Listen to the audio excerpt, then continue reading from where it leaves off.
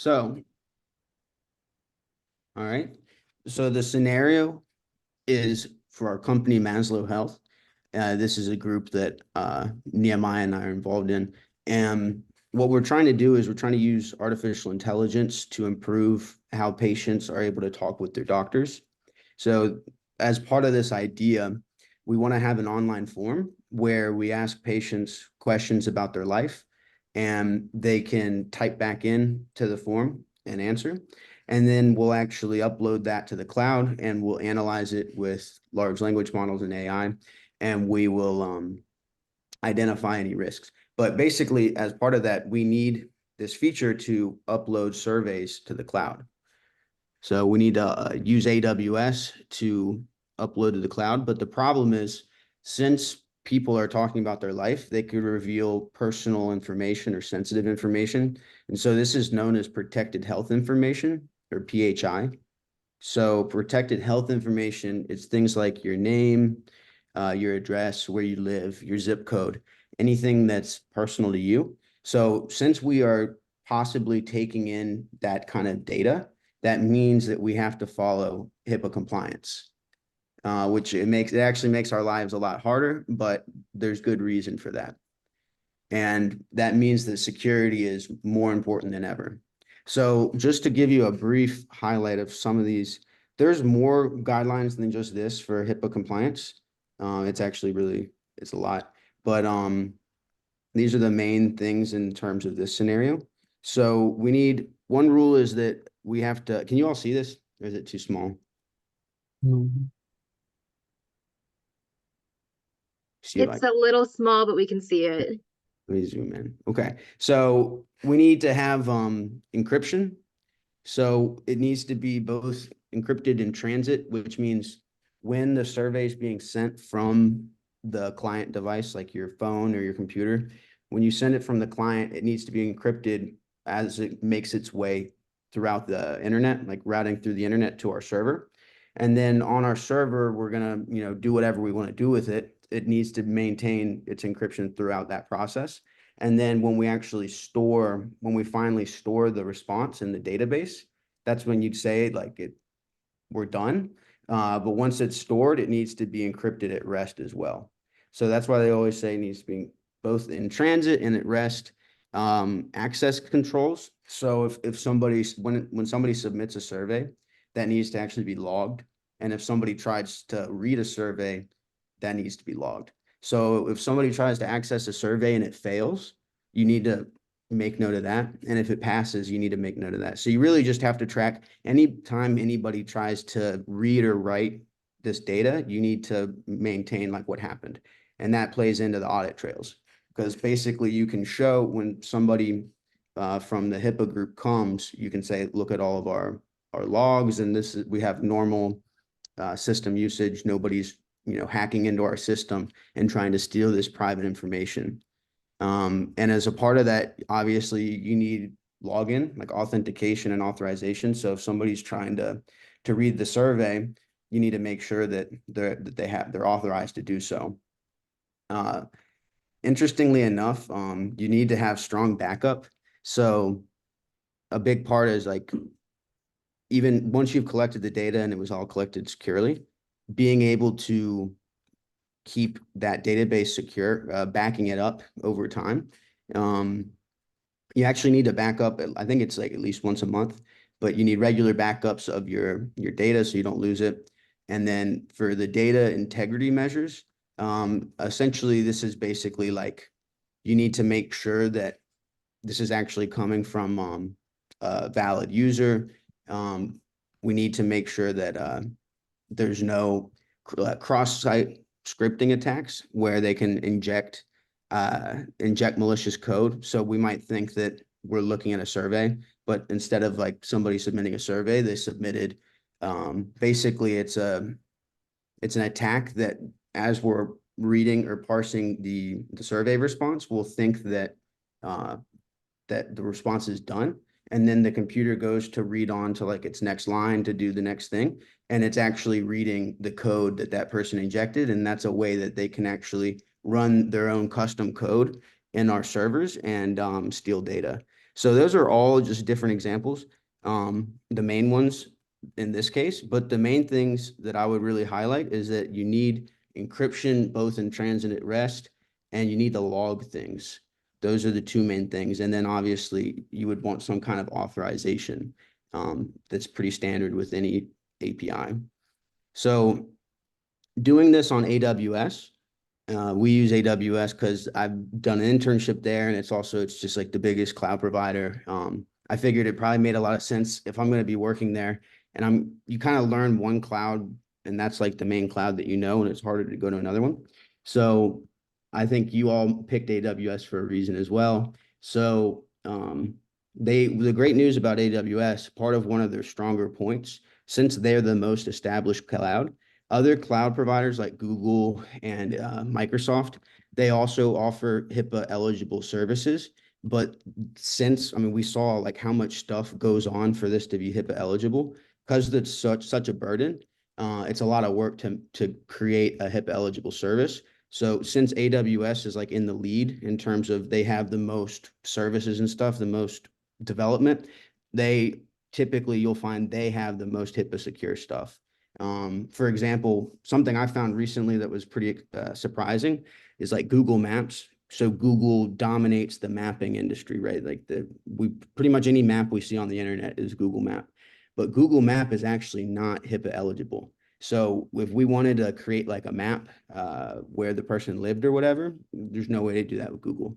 But as you're doing your research, you should research which services you're using on AWS to make sure that they're eligible. And if they're eligible, AWS will sign a business associate agreement.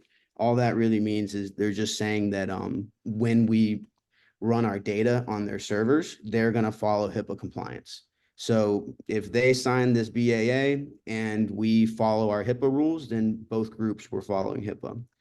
I already kind of touched on that point. So that kind of brings me to the end here, which is the assignment is we got to demonstrate how we could design a survey submission API. So I think you all are probably familiar with API, but essentially a web URL where we can send these surveys formatted in JSON objects. And once we receive that, we'll just, for simplicity's sake, we'll ignore all the AI stuff. We're just going to say that we received the survey and store it just store it somewhere.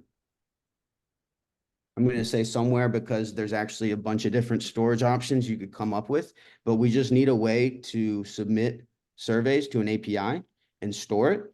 And it all needs to make sure that it's HIPAA compliant on the AWS services. So I know that was a lot. Do you have any questions though? Yeah. What's the difference between authentication and authorization and ACL, access control? Yeah, so with authentication, it's basically proving you are who you say you are. So I could prove to you that I'm me, right? But that doesn't necessarily mean that I'm authorized to do something. So authenticating is like proving this person is who they say they are. And then authorizing is proving they have the permissions to do the thing that they're trying to do. So it's kind of interesting. A lot of times they get mixed together. And it's good for you for like pointing that out. Typically to have authorization, it implies that you had some form of authentication earlier, because it's like, how can we prove that this person is allowed to do something unless we already know who they are first? So you kind of have to learn who they are, and then you can see it, what are they allowed to do?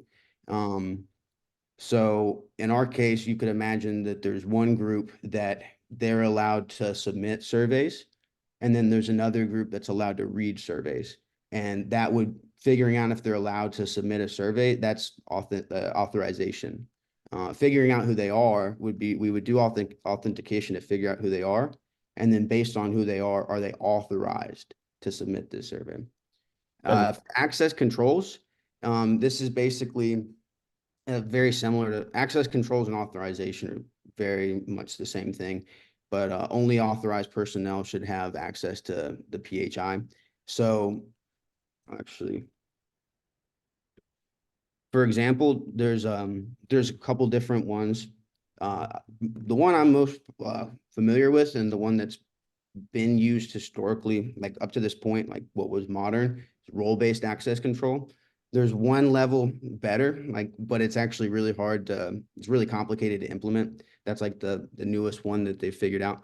But with role-based access control, it's like, we'd imagine that we have a role that's our patients. So our patients all are different users and they're assigned this access control they're the user group or the patient group.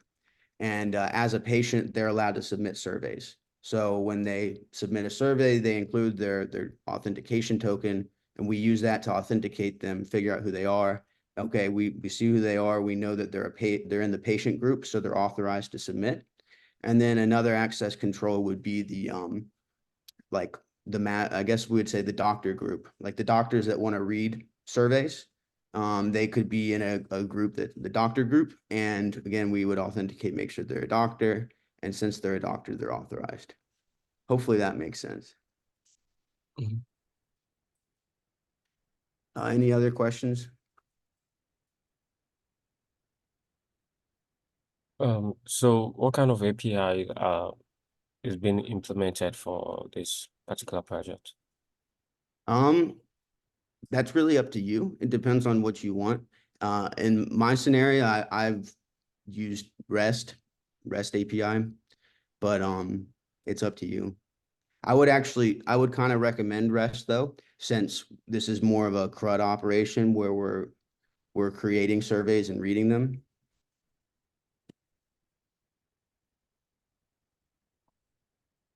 So that'd be a post request and then read surveys. Are you all familiar with the different like post, get, push, post, get, put, the different HTTP request types? Mhm. Okay, cool.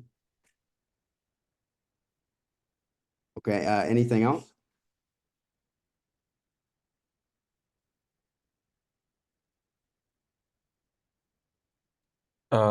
To clarify, is everything in Python or any language of choice? I think it's really up to you, any language of choice. I actually wouldn't recommend Python in this scenario. It would probably, since it's coming, well, no, honestly, it's still fine. So what I was alluding to is that since it's a survey that's being submitted, you're probably going to be in JavaScript. If it's like a website, if you have a website and you're typing out your survey, you're going to be submitting it in JavaScript. So it makes it easy to just have a JavaScript API on the other side to receive it. But also, you might not be familiar with JavaScript, or you might not prefer it. You can use Python as well. It's pretty much the same thing. You would just implement your backend in Python.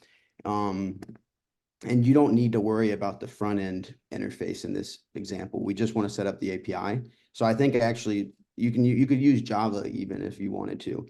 But if you go with AWS Lambda, which isn't a bad option, you could very easily use Python or JavaScript.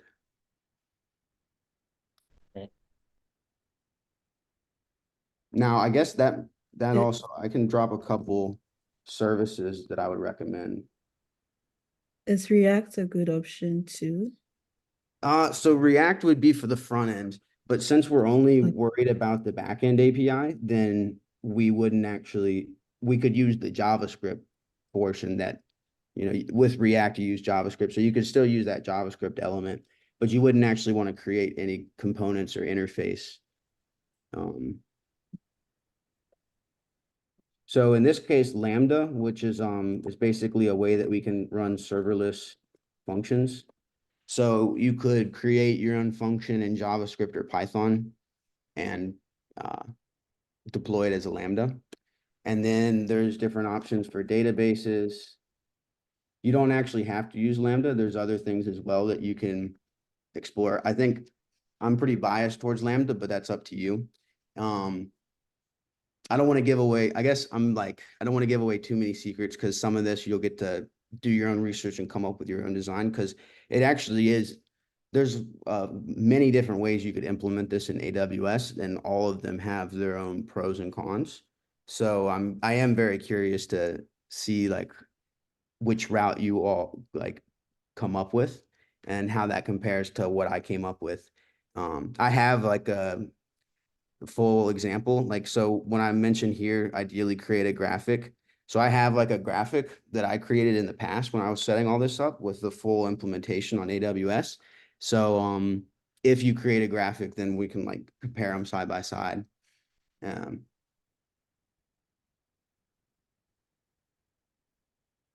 okay, any other questions? Wait, could you explain what you mean by the graphic to visualize the system? Do you mean like the API, or do you mean the security side of things? Yeah, 1 second. Okay.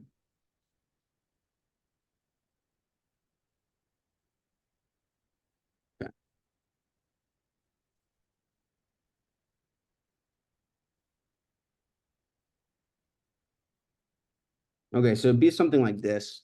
So for example, I mean, this isn't exactly it, but you can see here, you have your different AWS services that are working together.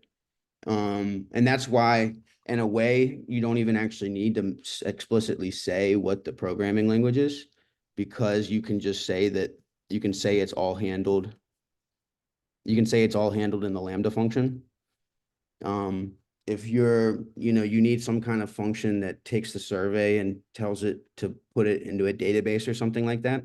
So you don't actually need to write that code. You just need to say, this is the function, and then this is the database I'm using. And like, I'm down below here, what I did in my diagram is I said, I had like a couple extra points, like I'm using such and such service to encrypt between like through the whole transit. Hope